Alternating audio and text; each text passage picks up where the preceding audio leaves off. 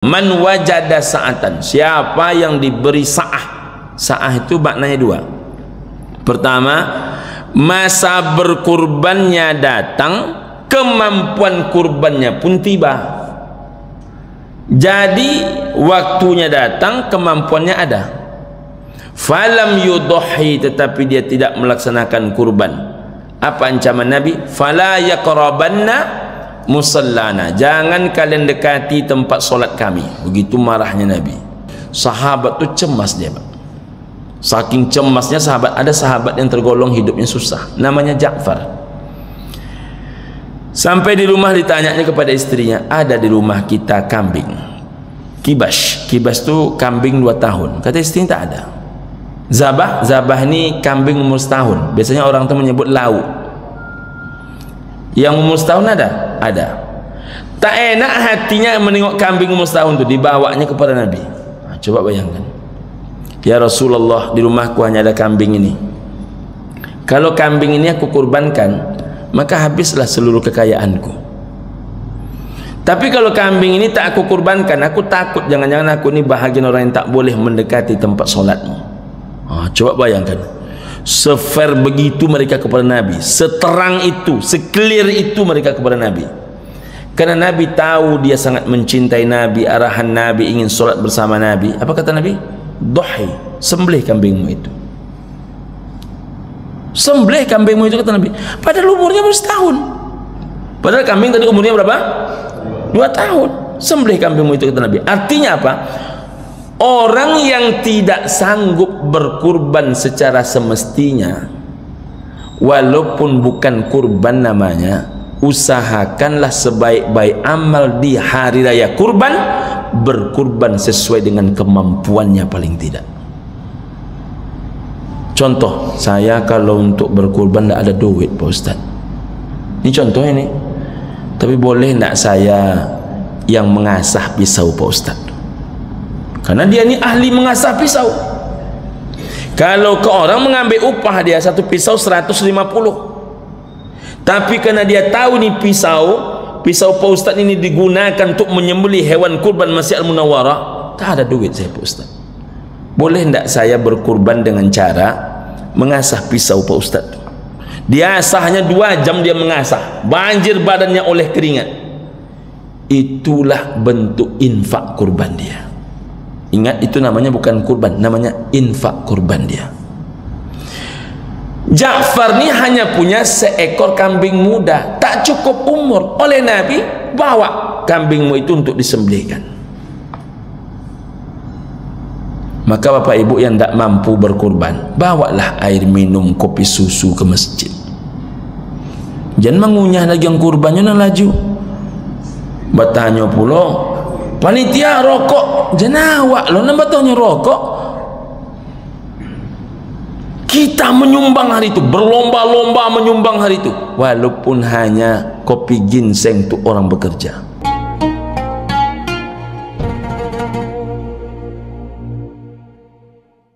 Assalamualaikum warahmatullahi wabarakatuh. Innal hamdalillah, salatan wa salaman ala Rasulillah. Ashhadu an la ilaha illallah wahdahu la syarika lah, wa ashhadu anna Muhammadan abduhu wa rasuluh la nabiyya ba'dah. Allahumma salli ala Muhammad wa ala ali Muhammad. Assalamu alayka ya Rasulullah, assalamu alayka ya Habiballah, amma ba'du. Ketua dan seluruh pengurus yang kami hormati, orang tua kami yang kami muliakan, guru-guru, imam-imam masjid yang kami cintai, ibu dan bapa, saudaraku sedang jemaah subuh rahimakumullah, tamu Allah yang insyaallah dimuliakan Allah subhanahu wa ta'ala, amin ya rabbal alamin.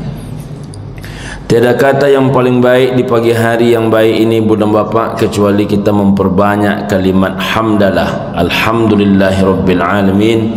Alhamdulillahilladzi ahyana ba'da ma amatana wa ilaihin nusyur. Allah yang membangunkan kita, menghidupkan kita, memanjangkan umur kita. Mudah-mudahan setiap nikmat yang Allah Ta'ala berikan mencurahkan rahmat dan nikmat dan kasih sayang kepada kita semua, menjadikan kita hamba yang semakin pandai bersyukur kepadanya. Amin ya rabbal alamin. Salawat dan salam buat yang mulia Asyraful Anbiya Sayyidul Mursalin, Nabi yang paling mulia, penghulunya para Rasul, Nabi Muhammad sallallahu alaihi wasallam. Kita ucapkan ibu dan bapa kalimat Allahumma salli ala Sayyidina Muhammad wa ala ali Sayyidina Muhammad. Assalamu alayka ya Rasulullah, assalamu alayka ya Habiballah. Mudah-mudahan kita satu di antara umat yang insyaAllah mendapatkan syafaat di yaumil mahsyar nanti. Amin ya Allah ya Rabbal Alamin.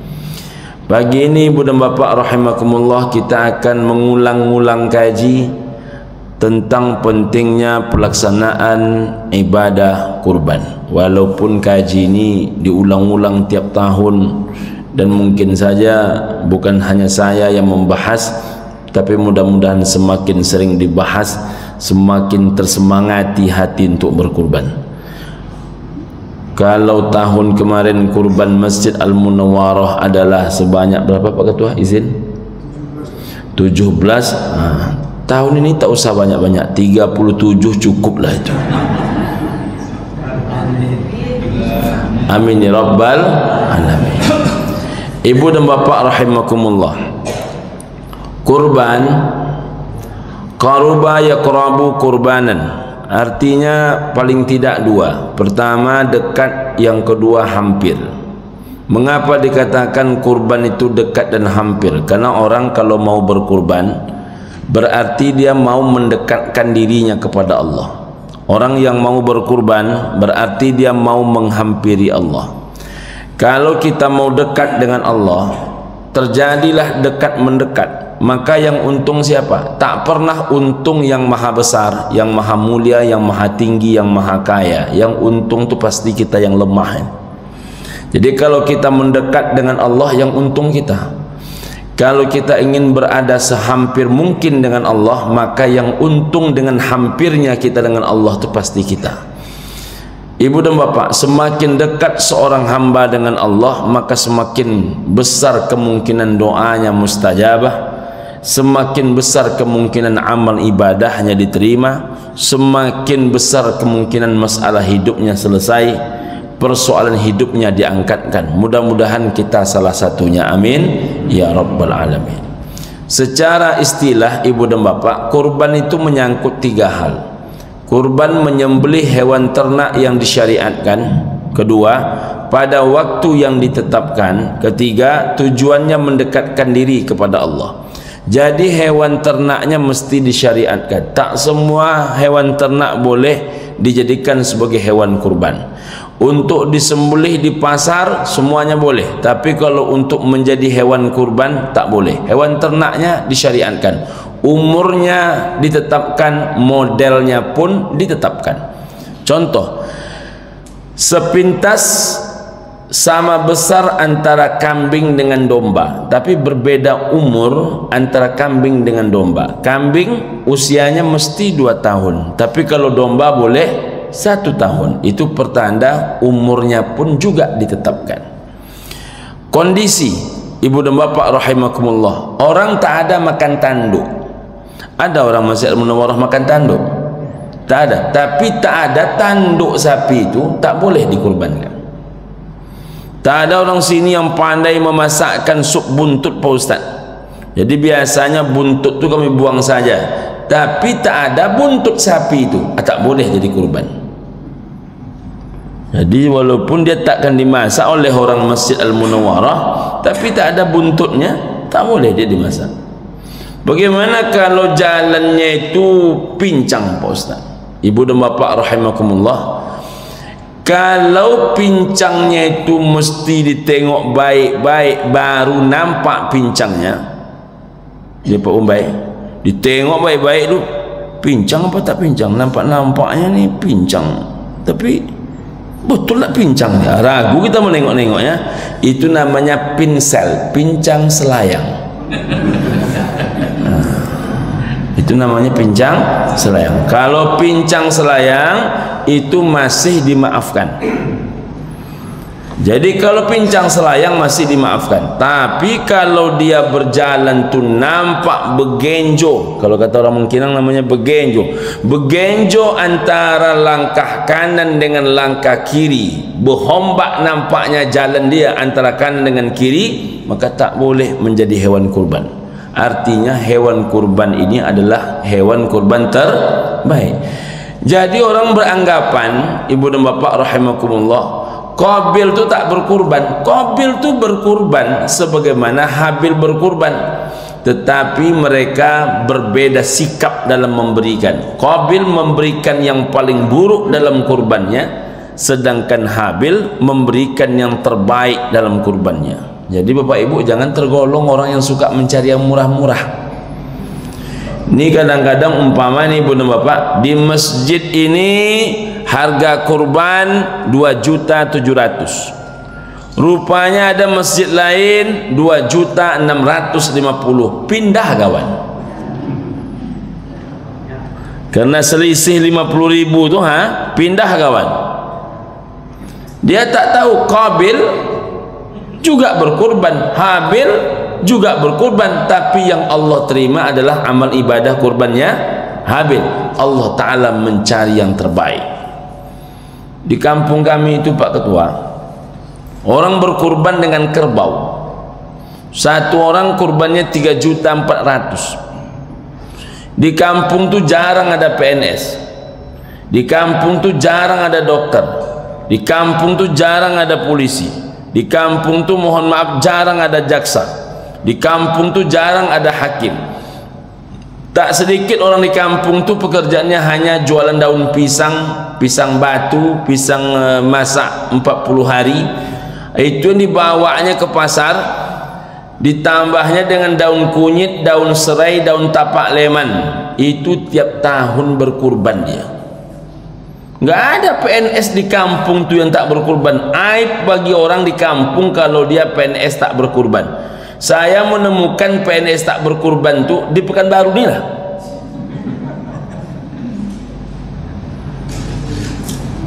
Kalau ada PNS tak berkurban di kampung, satu kampung tu heboh orang.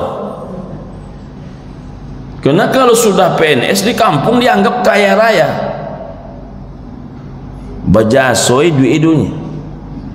PNS ini nyodunya. Saya Pak Dokter izin nih. Ditanya orang kepada mak saya, apa kau jadi di pokan kau? Ceramah teh. Tu selain ceramah apa kau jolek? Mengajau di asofa. Selain mengajau apa kau jolek? Aduh lo buka-buka usaha ketek-ketek. Tu ndak tu PNS kau. Kata mak saya, beliau tu tak pernah tes PNS. Oh ndek kau pacu mati kuliah tinggi-tingginya kau ndak tu jadi uangnya don. Jadi kalau alun PNS leh, itu belum jadi orang. Maka di kampung tu tak ada PNS tak berkurban. Tak ada PNS tak berkurban.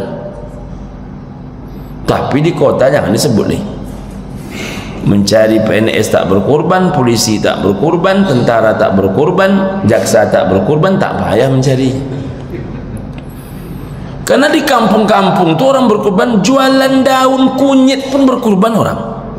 3.400.000 jumlah kurbannya. 19 ekor kurban dia. Kok bisa macam itu dia Ustaz? Karena memang kurban itu tergantung jiwa nak merasa dekat atau tak merasa dekat. Kalau merasa dekat itu semua pengorbanan pasti yang terbaik. Maka Habil memberikan yang terbaik, Qabil tak memberikan yang terbaik. Hewannya ditetapkan, hewannya disyariatkan, umurnya ditetapkan, modelnya ditetapkan, maka bentuknya mesti bentuk yang terbaik. Selain hewannya disyariatkan, waktunya pun ditetapkan. Tak boleh sembarangan waktu. Kurban itu hanya boleh 4 hari. Hari pertama tak boleh separuh, tak boleh sepenuh hari, dia hanya sebahagian hari. Siapa yang melaksanakan kurban di pagi hari sebelum solat Id dilaksanakan, maka itu bukan kurban yang diajarkan Nabi. Kurban dikatakan kurban setelah solat Idul Adha dilaksanakan. Kata para sahabat, Nabi setelah solat Id balik pulang ke rumah membawa paling tidak 2 ekor kambing, kabsyaini amlahaini. Nabi membawa 2 kambing berwarna putih, itu kesukaan Nabi. Jadi bapak ibu yang tak ketemu kambing berwarna putih, jangan pula sampai stres. Memang tak berjumpa dengan putih dulu Pak Ustaz. Nabi sukanya membawa kambing berwarna putih. Lalu kambing berwarna putih itu disembelih oleh Nabi. Apa kata para sahabat? Di kambing yang pertama Nabi berkata, Allahumma taqabbal hadha min Muhammad wa ala ali Muhammad. Ya Allah, terimalah kurban ini dari Muhammad dan dari keluarga Muhammad. Itu salah satu dalil yang membolehkan mengkurbankan orang yang mati. Karena ketika Nabi melakukan ini, Ummul Mukminin Sayyidah Khadijah Al-Kubra binti Khuwailid itu telah tiada. Dan ketika kurban yang kedua, Nabi berkata, Allahumma taqabbal hadha min ummati Muhammad. Ya Allah, terimalah kurban ini dari umat Nabi Muhammad. Kita ni umat Nabi Muhammad apa tidak? Jadi walaupun Nabi Muhammad tak pernah berjumpa bapak ibu di Al-Munawwarah, rupanya pernah dikurbankan oleh Nabi Muhammad sallallahu alaihi wasallam. Jadi ini juga menjadi dalil yang namanya kurban tidak mesti harus satu nama. Atas nama keluarga pun boleh. Ibu dan bapak rahimakumullah, waktunya ditetapkan, tujuannya adalah untuk mendekatkan diri kepada Allah. Maka siapakah yang paling hebat kurbannya? Yang paling hebat kurbannya di antara para sahabat itu adalah Sayyidina Utsman bin Affan. Beliau pernah berkurban dengan 100 ekor onta. Nabi berapa kurbannya? Nabi membolehkan bila seorang laki-laki keluar dari rumahnya membawa seekor hewan kurbannya, maka itu kurban dirinya dan kurban seisi rumahnya. Ini dijelaskan oleh Profesor Wahbah Az-Zuhaili, salah satu ulama besar kita, dalam kitab Al-Fiqhul Islami wa Adillatuh. Yang dimaksudkan seorang laki-laki berkurban, maka lansailah, lunaslah seisi rumahnya. Yang dimaksudkan itu adalah bila di dalam rumah itu hanya satu orang yang mencari nafkah, yang bekerja hanya si bapak, ibu hanya di rumah, anak-anaknya memang ada 4, keempat-empat anaknya belum bekerja, paling tingginya baru mahasiswa, bahkan yang kecil masih kelas 6 SD. Maka dengan kurban si bapak ni lansailah seisi rumah. Ini dalam hukum fikih disebut dengan nama sunnah kifayah. Hukumnya sunnah tapi kifayah, berlaku satu untuk membebaskan semua. Tapi bila dalam satu rumah itu, kata Profesor Wahbah Az-Zuhaili, suaminya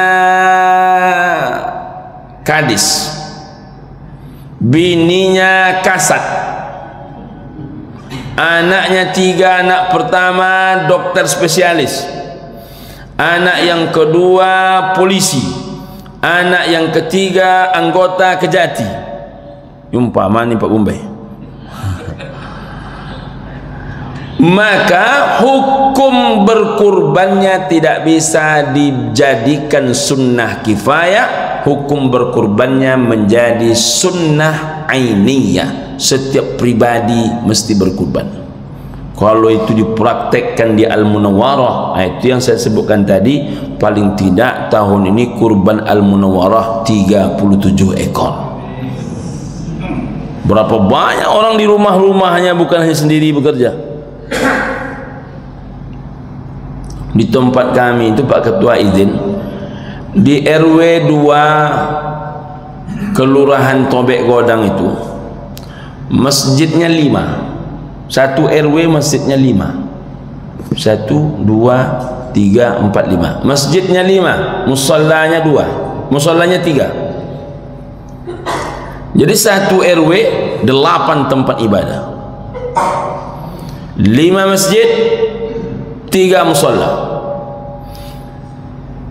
Yang tidak berkurban itu masjid yang kita dirikan. Masjid yang kita dirikan kurbannya digabung ke masjid induk.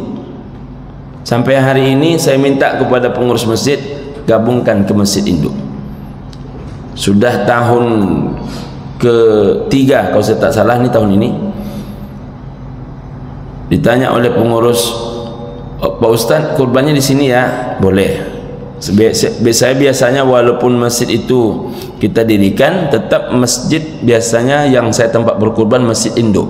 Tapi yang tahun ini saya berkurban di masjid mak, ibu dan bapak rahimakumullah, tapi tetap ini menginduknya ke masjid Nurul Falah. Nah ibu dan bapak rahimakumullah, berdiri masjid Zaid bin Sabit, kurban paling tidak 10 ekor. Yang namanya kurban di masjid Nurul Falah tak berubah. Berdiri dulu masjid Istiqomah belakang Baterai P, ibu dan bapak rahimakumullah, kurban di masjid Nurul Falah tidak berubah. Berdiri masjid yang lain, contoh masjid Al-Munawwarah, tapi masjid di Nurul Falah kurbannya tetap tidak berubah. Paling tidak kurbannya 22 sampai hampir 25 ekor. Sampai hari ini tak berubah. Mengapa kok banyak dia Ustaz? Padahal kondisi kehidupan ekonomi orang juga beragam. Karena rupanya di tempat itu ibu dan bapak, salah satu kelebihannya saya tengok, jarang satu rumah itu satu kurban. Jadi satu rumah itu 2 kurban, 3 kurban, 4 kurban, 5 kurban, banyak kurban. Kalau digabung satu RW itu, Masya Allah, satu masjid paling tidak 10. Nurul Falah 22, tak kemana dia 50. Satu RW. Itu belum kambing lagi. Nah ibu dan bapak rahimakumullah, maka ini jiwa. Maka Sayyidina Utsman bin Affan itu hebat kurbannya. Nabi SAW membolehkan memang satu orang berkurban selesai sisi rumah, tapi Nabi sendiri tak pernah berkurban satu. Jadi ada yang namanya kriteria ketuntasan minimal untuk orang yang diharuskan, tapi Nabi mencontohkan dengan dirinya, Nabi tak pernah mengambil batas minimal itu. Ini yang orang jarang mengkajinya. Nabi tak pernah mengambil batas minimal itu. Nabi tak pernah berkurban satu. Paling tidak berapa Nabi berkurban? 2 kambing. 2 kambing berwarna putih. Paling banyak Pak Ustaz? Paling banyak Nabi berkurban 100 ekor onta. Kalau level-level Bang Mumbai 3 kambing lah, itu paling tidak itu. Kalau 3 kambing atau 3 nama, lebih lapang kita membantu. Satu masjid Al-Munawwarah, ini tempat tinggal umpama. Satu masjid Al-Munawwarah, satu nama. Satu masjid misalnya Al-Mizan, tempat bekerja. Satu lagi masjid Al-Falah. Di mana nih Pak Ustaz? Di Bukit Tinggi, tempat emak tinggal. Itu contohnya ibu dan bapak rahimakumullah. Ini tidak asal ditelepon orang kurban di kampung, asal ditelepon orang kurban di kampung, mana rimo daging kurban di siko. Hai kuran agak panjang awak seketik berkurban di kampung, mana rimo daging kurban di siko. Ada orang macam itu?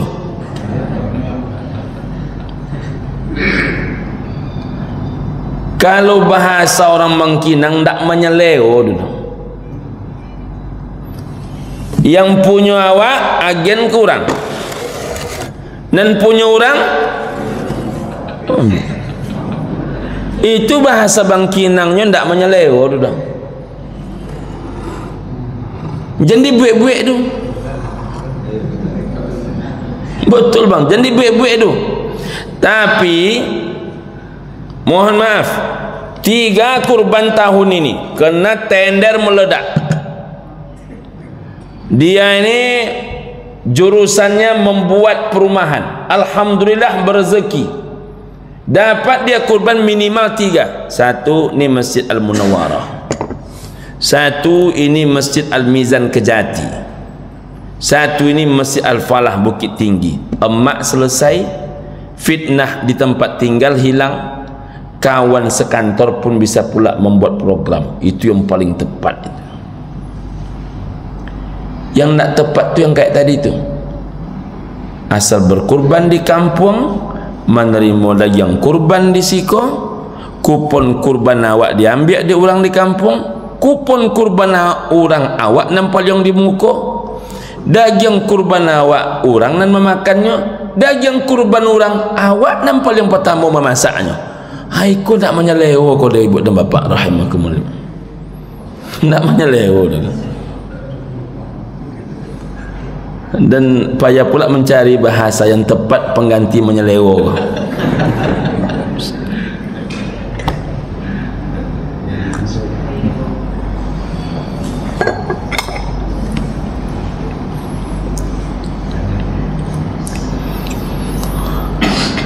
Tapi ini terpaksa Pak Ustaz. Kalau tidak berkurban saya di kampung ni Pak Ustaz, entah macam mana lah agak-agaknya, biar tak menimbulkan fitnah.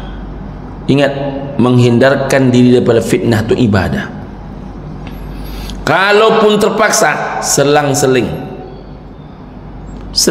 kan. Tahun ini Al-Munawwarah, tahun besok kampung, habis itu Al-Munawwarah balik, habis itu kampung balik. Tapi kalau dua-duanya bekerja, istri di sini, awak di kampung, atau awak di sini, istri di kampung.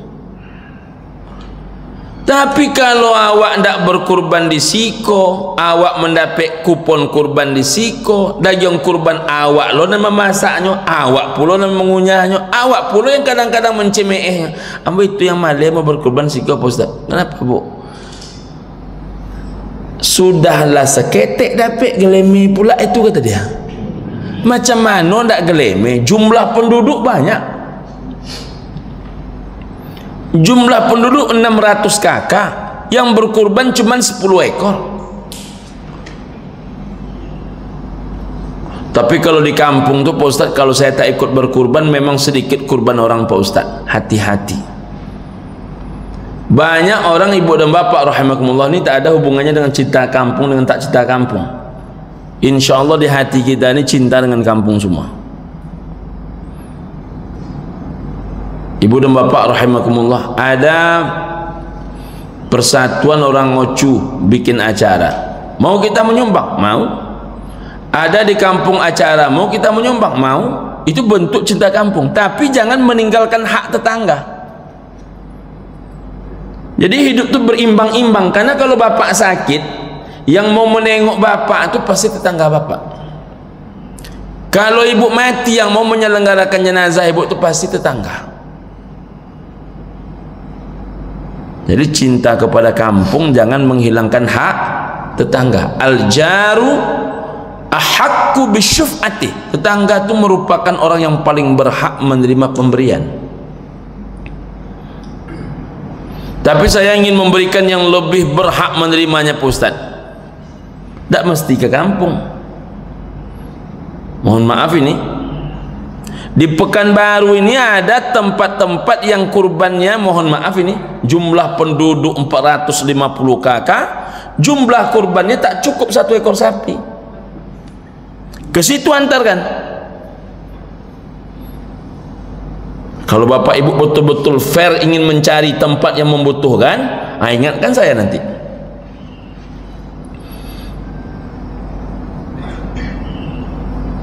Saya mau ke tempat yang tak ada orang berkurban Ustaz. Kalau tak ada sama sekali, baru payah mencari. Tapi kalau cuma 3-4 orang yang berkurban, 1 ekor pun tak sampai, sedih kita mendengarnya.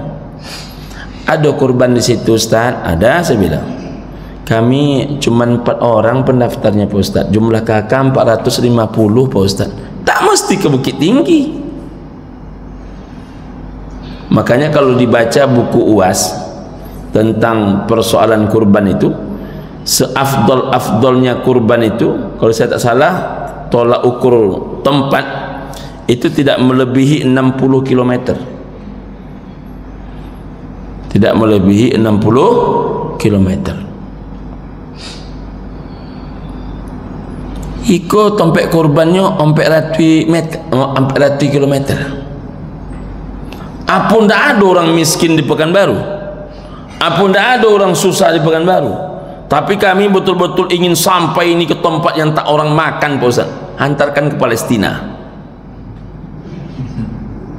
Banyak sekarang gerakan-gerakan membantu Palestina. Kalau betul-betul fair niatnya mencari yang lebih afdolnya orang tak makan, cari kurban untuk ke Palestina. Kalau nanti ada jamaah Al-Munawwarah marah, biar saya menjelaskan. Tapi kalau betul-betul niatnya itu, jangan kasih satu ekor sapi itu langsung ke Palestina itu.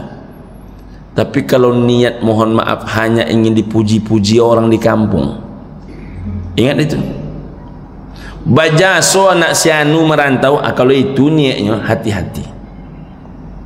Saya tak menuduh nih, hanya mengingatkan hati-hati, karena hal yang paling ditakutkan oleh Nabi di akhir zaman, muncul penyakit di akhir zaman itu, kata Nabi, adalah asyirkul asghar, syirik kecil.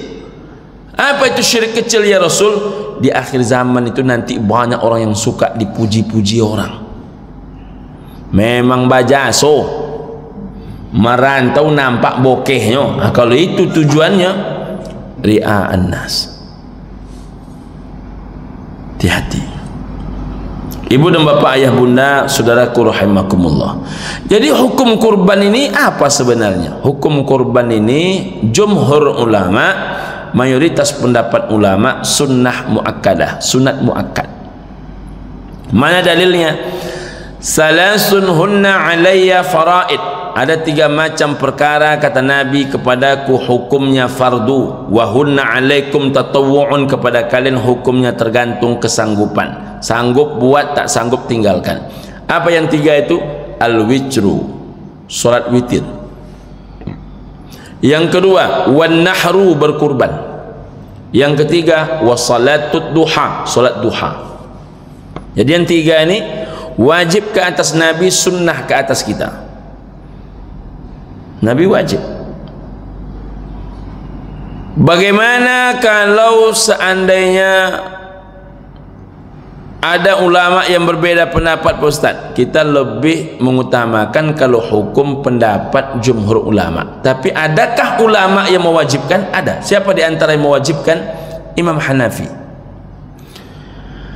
Bila tercapai 2 syarat, kata Imam Hanafi, tercapai 2 syarat, maka hukum kurban itu wajib.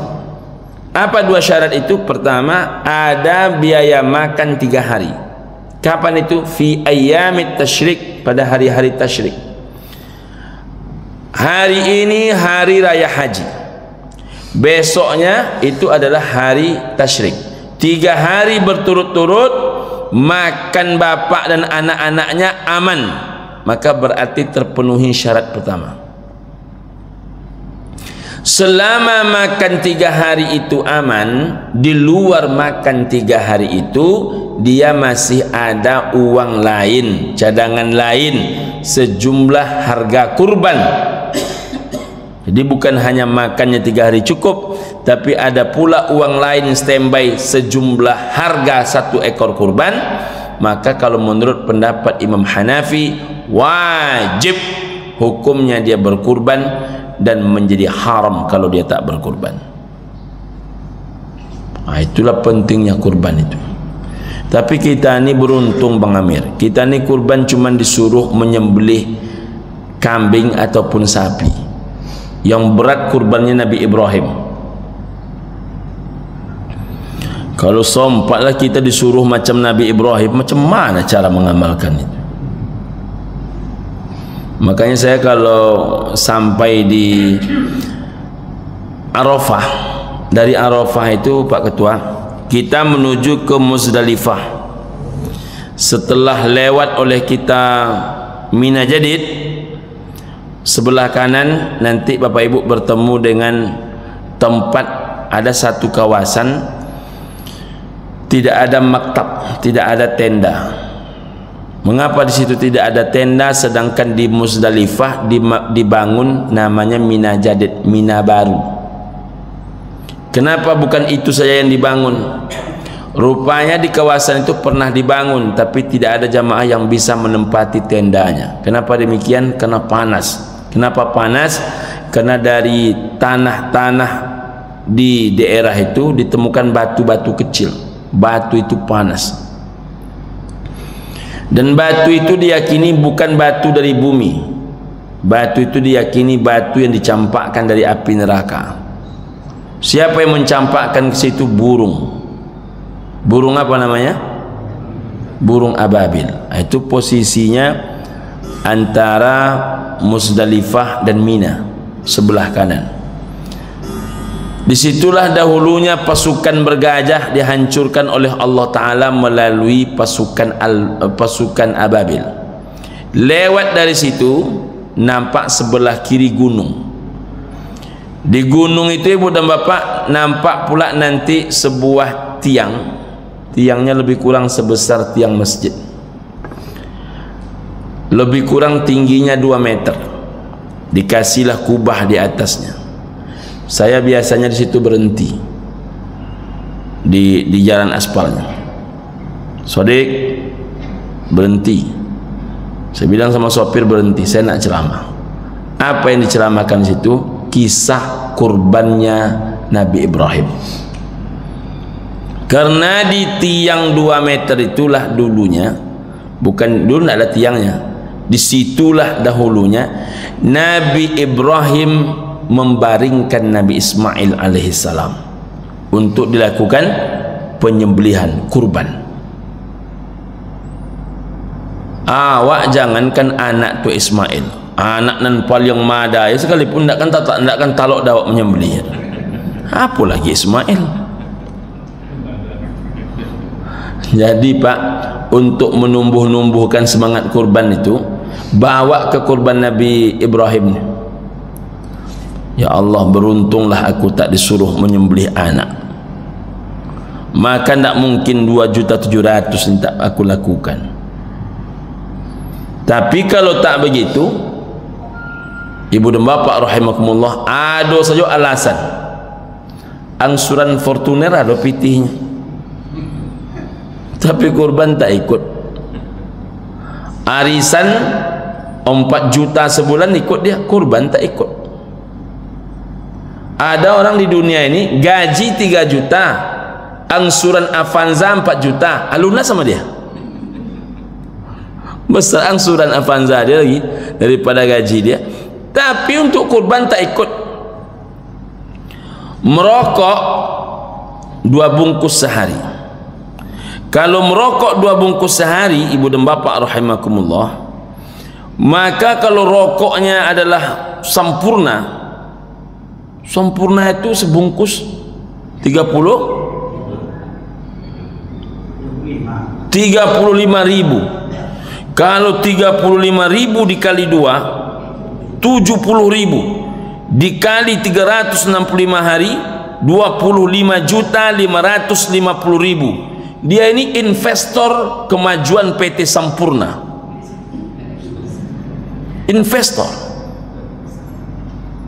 25.550.000. Dia ini sudah merokok 25.550.000. Dia sudah merokok paling tidak 15 tahun. Rupanya dia sudah berinvestasi ke PT Sampurna 383.250.000. Investor hebat ini. Kalau bapak nak mendirikan perusahaan dengan duit segini, bangun nih perusahaan Pak.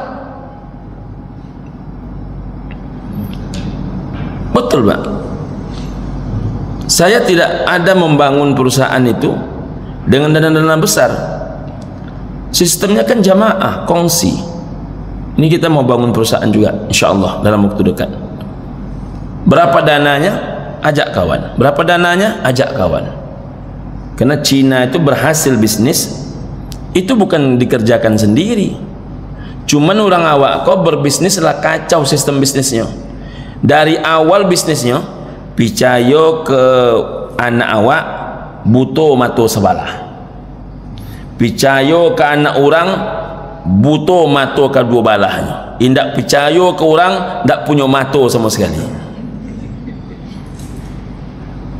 Kita ini berbisnis bawaannya prasangka buruk. Makanya awak ndak picayo je orang. Kena awak pun ndak bisa dipicayo. Jadi sama-sama ndak bisa dipicayo. Maaf ini, saya tak sebutkan nama rumah makannya. Ada salah satu rumah makan besar di Jalan Sudirman itu, yang punya Cina. Satu orang investor itu dia bisa bangun paling tidak 10 rumah makan. 10 bisa dia bangun. Tapi mereka bersepuluh berinvestasi membangun 1 rumah makan. Maju Pak Ustaz, maju. Kok bisa maju? Tak maju oleh kawan si A dan datang kawan si B dan datang. Tak kawan si B, kawan si C dan datang. Tak kawan si C, kawan si D dan datang. Jadi investasi itu berjamaah.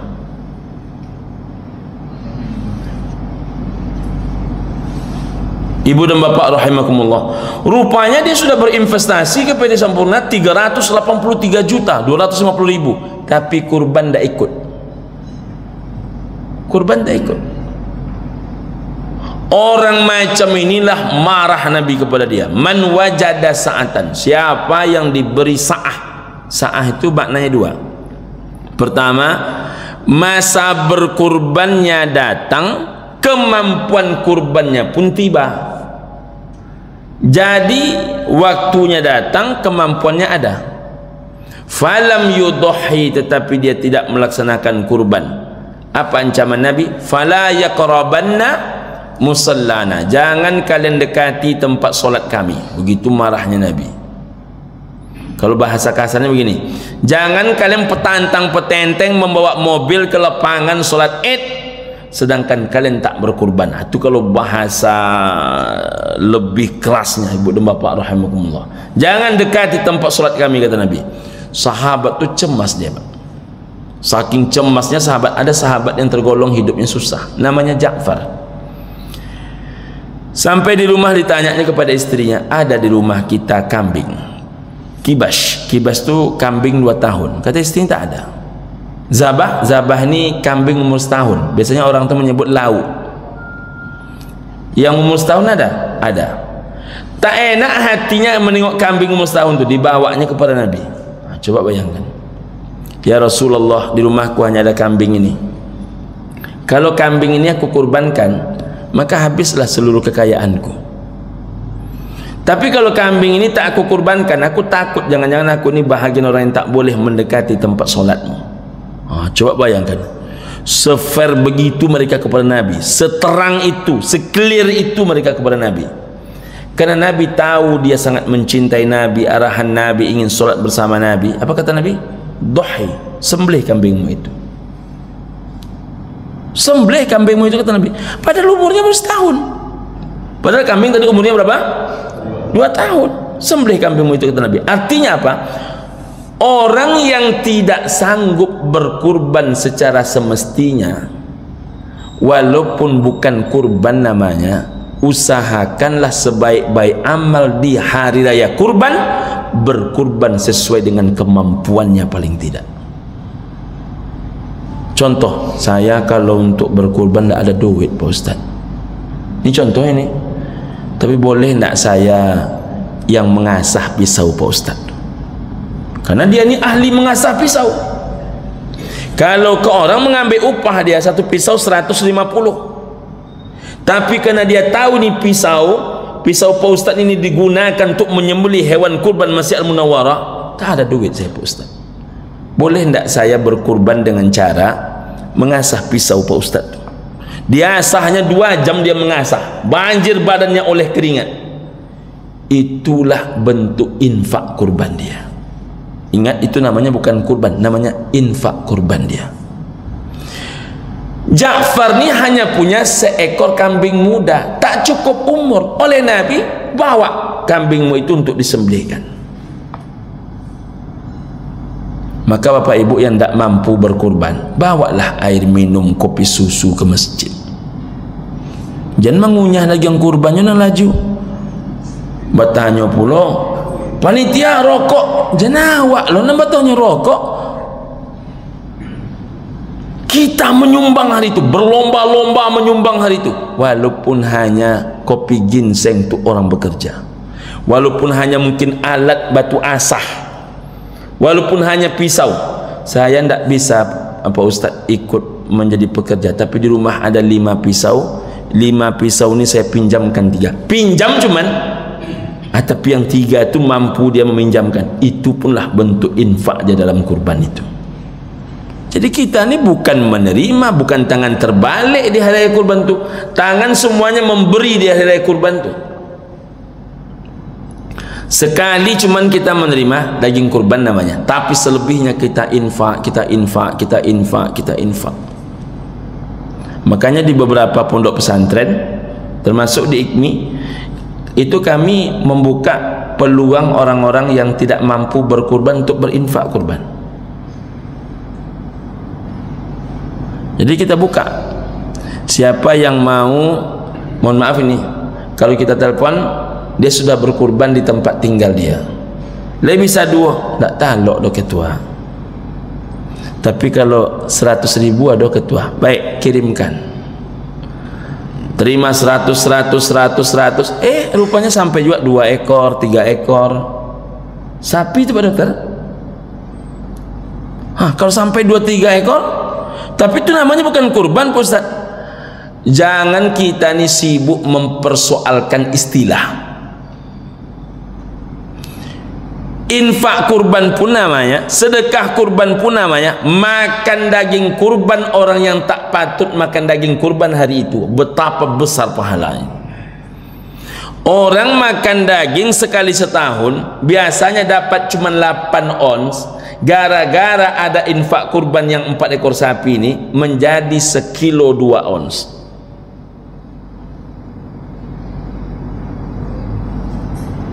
Makanya di Gontor itu kurban sampai 100 lebih. Di Gontor itu kurbannya sampai 100 lebih. Dari mana tuh duitnya? Infak kurban banyak. Saya coba membuat di Asofa, awal-awalnya banyak yang menentang. Saya tak peduli, karena kalau membuat yang baik-baik ini harus punya satu ilmu, namanya basi pakak namanya.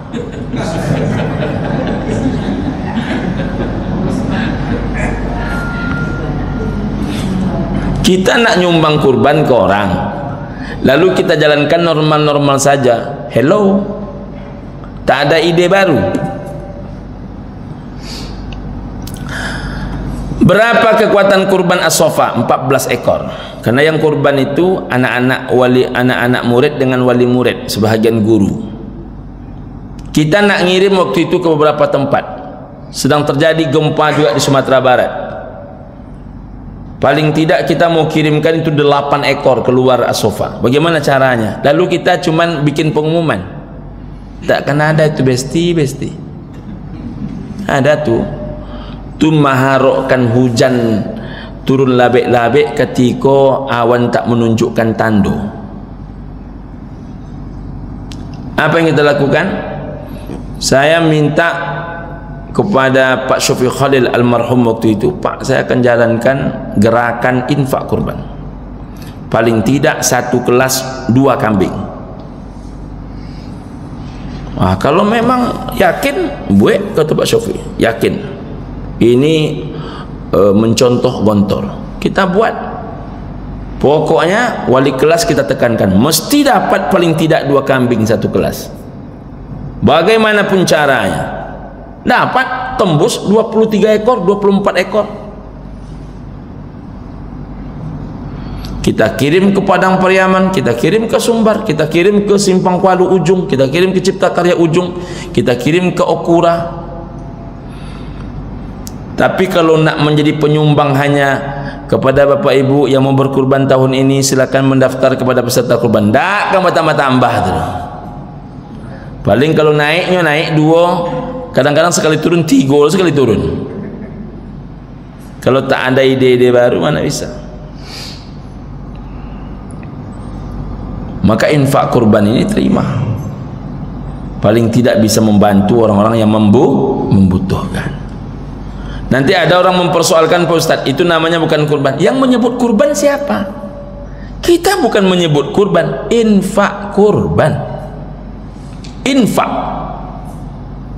Hewannya hewan kurban.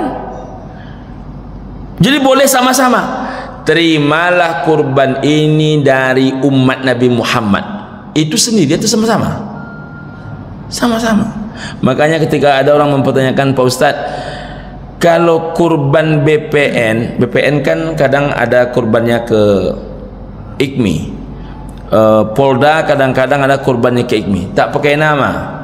Ini bagaimana cara menyebutkan namanya, Pak Ustadz? Sebutkan saja keluarga Polda Riau, sebutkan saja namanya keluarga BPN. Yang payah itu saya bilang, jan angku kaji yang ado, yang ndak ado kok yang kan angku kaji. Jadi banyak orang dalam hidup nih suka mempersoalkan yang sudah dapat. Yang perlu dipikirkan itu yang belum dapat. Mau saja orang menyumbang dah hebat lah tuh. Ini orang menyumbang pula dipersoalkan dia. Yang piti ndak ado ndak dicarinya lah. Piti yang ndak ado kan buat pikin sama-sama. Itu nan barek. Kalau yang ado kok ndak payah. Balabiah piti masaji kok jan cameh banyak kan pagunonya. Yang payah tuh piti masaji nak ada. Apa kan dibuat? Itu yang payah. Betul Bang Amir. Sampai pula masalah masaji. Pokoknya itulah Bapak Ibu rahimakumullah. Terima kasih Ibu dan Bapak. Billahi taufik wal hidayah. Assalamualaikum warahmatullahi wabarakatuh.